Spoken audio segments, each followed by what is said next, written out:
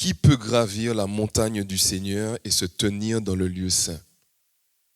L'homme au cœur pur, aux mains innocentes, qui ne livre pas son âme aux idoles. Voilà l'homme qui peut gravir la montagne du Seigneur et se tenir dans le lieu saint. Moi, ce passage m'interpelle. Et on peut le coller en fait un petit peu à l'histoire du peuple d'Israël. Et on peut le coller à notre histoire. Parce que de toute façon, le peuple d'Israël, c'est nous, quoi. On l'a déjà dit, on l'a répété, mais il est bon de le réentendre parce que c'est vrai que parfois on peut se positionner comme des juges parce qu'on se dit, mais attends quand même, à la place du peuple d'Israël, je vois des colonnes de feu, je vois que le Seigneur ouvre la mer en deux pour moi, je vois qu'il fait descendre la manne du ciel, je vois qu'il me donne de la viande à satiété, et à un moment donné, je vais croire en Dieu, quoi. Mais le souci, c'est que tu n'étais pas là-bas. Et puis, tout ce que tu as pour toi, c'est ta vie. Et aujourd'hui, regarde ta vie. La parole de Dieu nous dit, compte les bénédictions du Seigneur, une par une. Et si tu fais un état des lieux de ta vie, tu verras que Dieu a déjà accompli de nombreux miracles. Alors peut-être pas extraordinaires, peut-être pas éclatants, mais Dieu suit chacun de tes pas. Chacun. Parce qu'il est ton Père, parce qu'il t'aime. Mais tout comme eux, en fait, très souvent, tu le sais, je pense, tu récrimines contre ce Dieu. Mais il y a une chose, c'est que quand Dieu t'a créé, il t'a créé pour une destination. Il t'a créé pour une terre promise. Et pas une terre promise comme tu l'imagines. Parce que tu as ta terre promise. Dans ta tête, dans ta chair, dans ton esprit, tu as ta terre promise. Tu veux un prince charmant, tu veux une princesse charmante. Tu veux un travail, tu veux une promotion. Tu veux une maison, tu veux ceci, tu veux être reconnu, etc., etc. Dans ton cœur, il y a une terre que tu t'es promise. Mais Dieu a pour toi une terre promise. Dieu veut que tu gravisses la montagne pour que tu demeures dans le lieu saint. Dieu veut que la montagne que tu montes pendant toute ta vie, en fait, que tu la gravisses avec lui, avec sa grâce, pour arriver à cette terre que l'on appelle le paradis. Pour que tu aies la vie éternelle, en fait. Mais tu ne pourras jamais y arriver sans effort. Il faut vraiment te mettre ça dans le cœur, il faut te mettre ça dans la tête. Sans travailler, sans prier, sans faire des efforts sur toi-même, sans mourir à toi-même, tu ne pourras pas y arriver.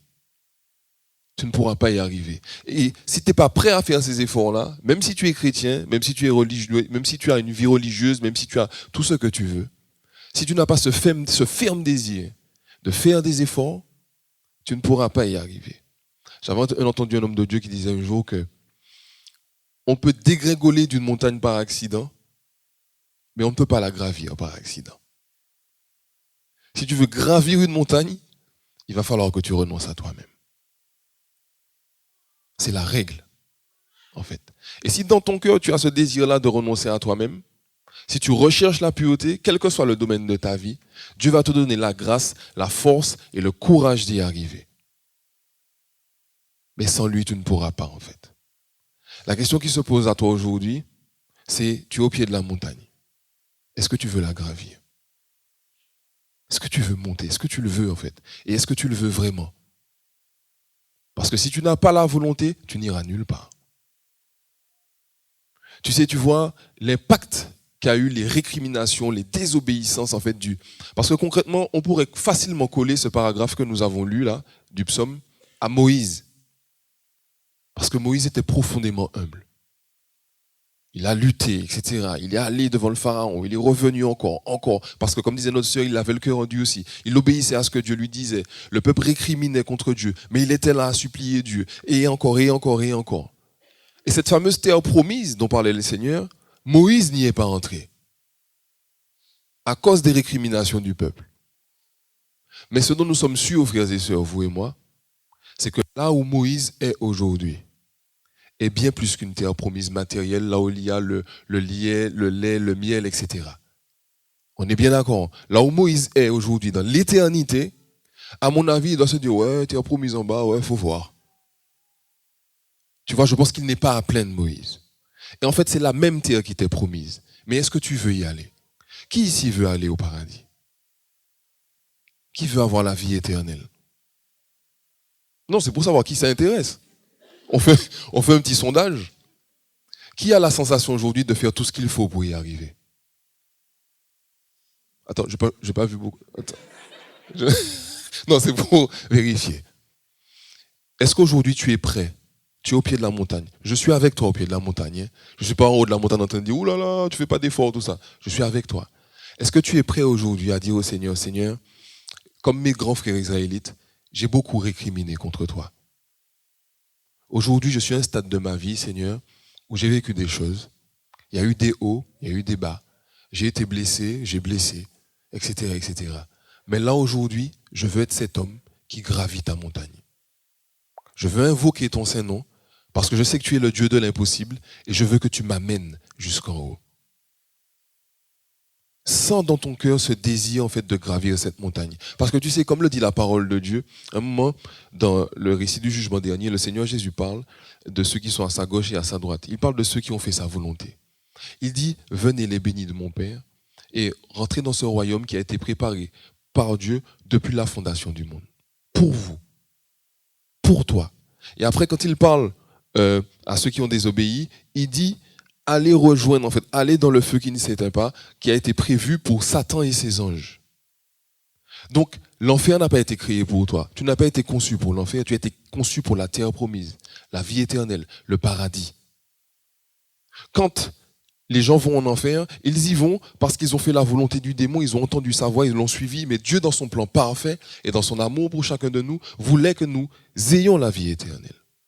Le problème, c'est que un piège dans lequel nous tombons, et c'est exactement le piège des Israélites, c'est, souviens-toi, quand Moïse est venu les libérer, on est d'accord, les gars prenaient des coups de fouet, ils étaient dans l'esclavage, donc nous pensons qu'ils souffraient vraiment. Malgré ça, quand ils ont été libérés par Dieu, ce qu'ils avaient en tête, c'est « Oh là là, je me rappelle des marmites de viande en Égypte, je me rappelle du pain que nous avions à satiété. » C'est quand même fou cette capacité que le diable a de te concentrer, comme disait Fabrice tout à l'heure dans son intro, sur des petits plaisirs, alors que tu es dans un endroit où tu es en train de mourir. Tu es esclave en fait. Tu ne t'en rends pas compte, mais tu es esclave. Et tu te consoles avec des petits plaisirs. Vous avez entendu le témoignage de Vivi tout à l'heure, qui était dans sa relation, etc., etc., et qui dans sa tête se disait, je vais y arriver, et tout, et qui se consolait peut-être avec des petites fumées de je ne sais pas trop quoi, mais qui de fait mourait dans sa relation. C'est ça. Et le diable arrive à nous tenir comme ça. Je suis dans un travail, je suis en dépression, je meurs, je sens que ça ne va pas, tout part en vrille, etc. Je sens que je ne suis pas au bon endroit, mais comme j'ai envie de garder mon salaire, je vais rester à cet endroit. Tu vois, tu as des choses dans ta vie que le diable orchestre, mais pour que tu sois un esclave. Et même si tu as l'impression d'être épanoui, d'être libre, tu es esclave. Même comme quand Vivi disait, enfin je reprends quelques éléments de son témoignage, parce que ça m'a interpellé aussi, même quand elle disait, je suis sorti major de l'académie. Je suis venu faire des grandes études. Ma prof me disait qu'elle me voyait déjà, je ne sais pas trop quoi. Mais aujourd'hui, elle a senti dans son cœur qu'elle voulait être mère au foyer. Mais elle est plus libre que beaucoup de femmes de ce monde, frères et sœurs. Parce qu'elle a répondu à l'appel de Dieu. Parce qu'il y a beaucoup de femmes, je pense, qui sont directrices, qui sont cadres. Il y a beaucoup d'hommes qui ont des millions, etc., etc., et qui vivent des plaisirs, mais qui sont esclaves de la chair, esclaves du démon. Et quand Dieu vient dans ta vie, c'est pour te rendre la liberté. Quand Dieu est venu chercher son peuple en Israël, c'est pour le rendre vraiment libre. Il dit, j'ai entendu, tu ne le sais peut-être pas, mais ton âme crie vers Dieu. Au moment où on parle, ton âme crie vers Dieu. Et Dieu entend son cri. Et on disait quand il descend, il vient changer l'atmosphère pour te sortir de ton esclavage. Mais la question c'est, est-ce que tu veux sortir de ton esclavage? Et les chrétiens les plus tristes, les personnes les plus tristes, à mon sens, ce sont les chrétiens qui un jour ont donné leur vie à Jésus et qui n'arrêtent pas de regarder en arrière, en train de se dire, mais je me souviens que quand je vivais ça, mais quand même c'était pas mal. Et ils oublient la destination pour laquelle ils ont été conçus. Et c'est dramatique pour un être humain. Et nous qui sommes fils et filles de Dieu, nous sommes appelés à garder nos yeux fixés sur la terre promise. Pendant notre retraite, nous n'arrêtions pas de répéter la vie éternelle, le modérateur de notre communauté. Je pense que si jamais on lui donnait la possibilité de prononcer 2 mots, ça aurait été vie éternelle. Parce que c'est ce pourquoi nous sommes faits, frères et sœurs. Et nous avons un Dieu qui peut nous y conduire. Mais très souvent, en fait, nous avons des choix à faire. C'est ça la réalité. Tous les jours, nous aurons des choix à faire. Parfois difficiles, parfois faciles, j'en sais rien, mais Dieu nous donne la grâce de faire le bon. Hier, on était dans un petit repas festif, tout ça avec les frères et tout. Et puis, il y a un frère de Marseille qui nous dit un peu ce qu'il a vécu dans la retraite de jeunes. Et il nous donne une petite anecdote que j'ai trouvée marrante et en même temps tellement profonde. Vous savez, quand vous êtes dans une retraite de jeunes, votre chair disjoncte. Mais disjoncte, hein. Mais alors, je commence par dire que c'est une retraite bénie. Il faut y aller. Hein. Aller faire des retraites de jeunes, il y a vraiment des grâces et des bénédictions. Cependant, ça passe par des petits moments parfois qui sont un peu particuliers. Par exemple, moi, je sais que le deuxième jour, à un moment donné, affaibli parce qu'on ne boit que de l'eau dans ces retraites, j'ai fermé les yeux, j'ai vu des gambas, tu vois. Mais tu es dans un état bizarre où tu es entre le sommeil et le réveil et puis avec ta bouche, tu fais des trucs bizarres. Tu vois, si quelqu'un te voit, c'est chaud. Tu vois, tu es comme ça. Tu vois? Bref, parenthèse. Et le frère nous raconte qu'à un moment donné, il est devant le Seigneur, en train d'adorer, je crois, si je me rappelle bien. Il a une image. Il voit l'Eucharistie, il voit un éclair au chocolat. Mais oui, tu es dans le jeûne, je t'assure, tu as des images particulières. Et le Seigneur lui demande, mais qu'est-ce qu'il choisit? Et donc, bien sûr, il y a une petite lutte intérieure en lui, mais dans son cœur, il fait le choix de l'Eucharistie. Il fait le choix de l'adoration, etc. Et l'ironie du sort, c'est que une fois que le jeûne s'est terminé et tout, d'une manière un peu particulière, le Seigneur permet qu'il ait un éclair au chocolat. Moi, je trouve ça tellement puissant, frères et sœurs, vous ne pouvez pas savoir. Je trouve ça puissant, surpuissant. Ça veut dire quoi en fait? Qu'est-ce que Dieu est en train de nous dire à travers cette image que le frère a vécue? Qu'est-ce qu'il est en train de nous dire en clair? Il est en train de nous dire, mais moi, je ne te condamne pas parce que tu veux un éclair au chocolat. Je ne te condamne pas parce que tu veux un époux. Je ne te condamne pas parce que tu veux une épouse. Tu es un être humain. Tu es un être humain. Je t'ai créé pour certaines choses. Dans mon plan, j'ai prévu certaines choses pour toi. Mais ordonne les choses. Donne-moi la priorité. Je vais gérer le reste pour toi. Je vais le gérer. Fais-moi confiance. Je vais le gérer. En fait, c'est ça que Dieu est en train de nous dire. Nos frères israélites, le Seigneur leur avait promis la terre promise. Pourquoi ils ne sont pas entrés? Parce qu'ils se plaignaient, ils récriminaient contre Dieu. 40 ans dans un endroit dans lequel ils auraient pu rentrer en je ne sais pas combien de temps. C'est dingue. C'est dingue. Et nous, il y a plein de choses que nous n'obtenons pas aujourd'hui, frères et sœurs, parce que nous récriminons contre Dieu. Parce que nous ne lui faisons pas confiance. Nous n'avons pas confiance en Dieu. Alors que Dieu veut te bénir. Mais vraiment, ne fabrique pas ton bonheur. Tu vas te planter. La parole de Dieu dit, telle voie paraît droite pour l'homme, mais elle conduit à la mort. Tu vas te persuader que tu es dans le bonheur, mais tu n'y es pas. Parce que le concepteur même du bonheur, c'est Dieu. Tu vas faire tous les séminaires de développement personnel que tu veux. Tu vas faire toutes les séances de yoga que tu veux. Tu vas faire ce que tu veux. Tant que tu ne seras pas en Dieu, tu ne seras pas heureux. Mais il faut que cette réalité se grave dans ton cœur. Au point que personne ne puisse l'enlever. Personne. Tu as été créé pour un Dieu qui t'aime. Et à partir du moment où tu reviendras à lui, tu vivras. Fabrice disait tout à l'heure, et c'est tellement vrai, tous ceux qui se sont convertis ont vécu cette réalité.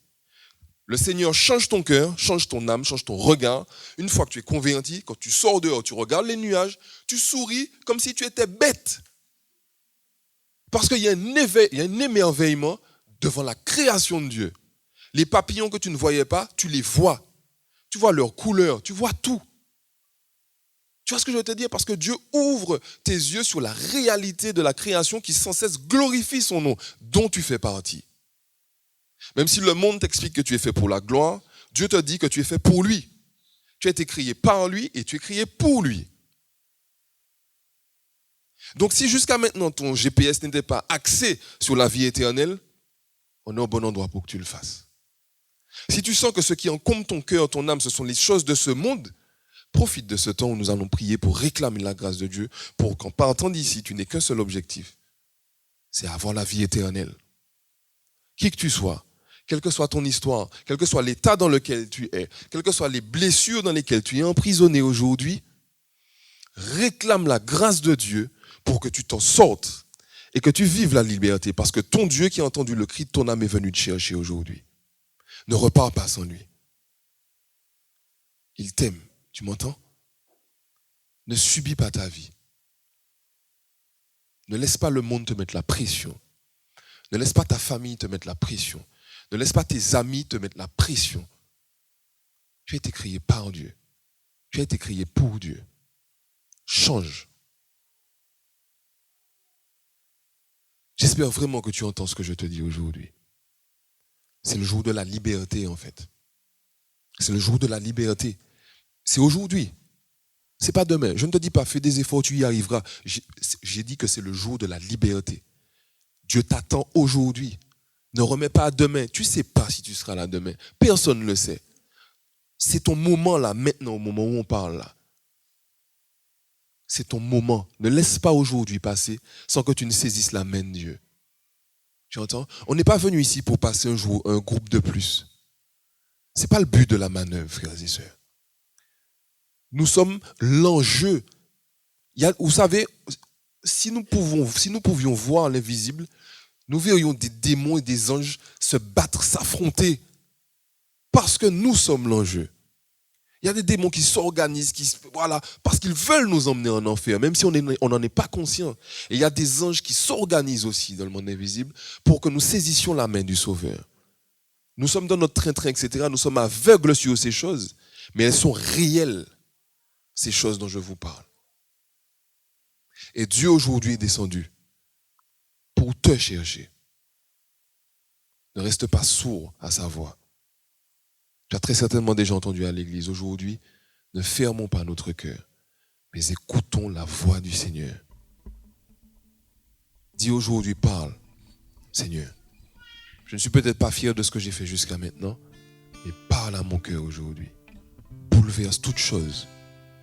Mon frère, ma soeur, je te dis que Dieu peut le faire et qu'il va le faire si tu lui en donnes l'autorisation.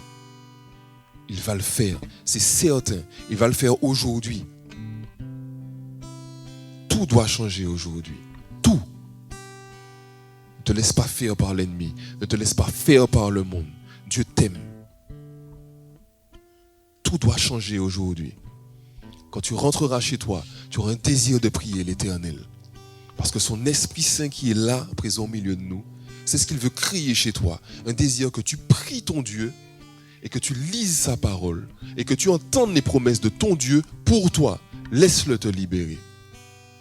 Arrête de résister. Dieu va tout changer aujourd'hui. Nous allons prendre un temps de prière, frères et sœurs. Un temps de prière communautaire. Là, en frères et sœurs, nous allons crier vers notre Dieu. Il va descendre, accomplir des miracles, comme il l'a toujours fait. Parce que Dieu est Dieu, mon frère, ma sœur. Dieu est Dieu. Père, Père éternel, tu es le même Dieu, celui qui a libéré le peuple qui était opprimé en Égypte. Tu es le même et tu as le regard posé sur nous aujourd'hui. Seigneur, sois béni. Tu vois tous tes enfants présents ici, Seigneur. Tu vois nos réalités, Seigneur. Tu vois nos poids. Merci de nous aimer comme tu nous aimes. Tu dis dans la parole, Seigneur, que tu n'es pas venu pour juger le monde, mais pour que par Jésus-Christ, le monde soit sauvé. Donne-nous la grâce d'accepter Jésus-Christ aujourd'hui dans nos vies comme notre sauveur personnel. Qu'il puisse nous arracher de nos mauvaises habitudes. Qu'il puisse nous arracher des ténèbres. Et qu'aujourd'hui aussi, tous nos ennemis soient engouffrés dans les eaux, Seigneur. Dans ton nom, Seigneur Jésus-Christ. Que toutes ces choses que nous portions, qui avaient le goût de la mort, de la défaite, de la dépression, soient engouffrées dans les eaux, dans le nom de Jésus-Christ de Nazareth. Que nous puissions aujourd'hui prendre la décision de marcher à ta suite, d'entendre ta voix et d'y obéir, Dieu d'amour et de bonté. Sois béni, Seigneur, parce que nous sommes encore en vie aujourd'hui. Et si nous sommes encore en vie, c'est pour que nous puissions choisir de marcher sur tes voies. Ta parole nous dit que si tu permets que nous soyons en vie, c'est ta patience qui le permet, pour que nous fassions le bon choix, celui de la vie éternelle. Tu dis que tu as mis devant nous la vie et la mort. Et tu nous dis cette chose selon ton bon vouloir et tends ta main. Père éternel, donne-nous la grâce d'étendre nos mains vers la vie. Répands la vie, Seigneur. Dans le nom de Jésus-Christ de Nazareth.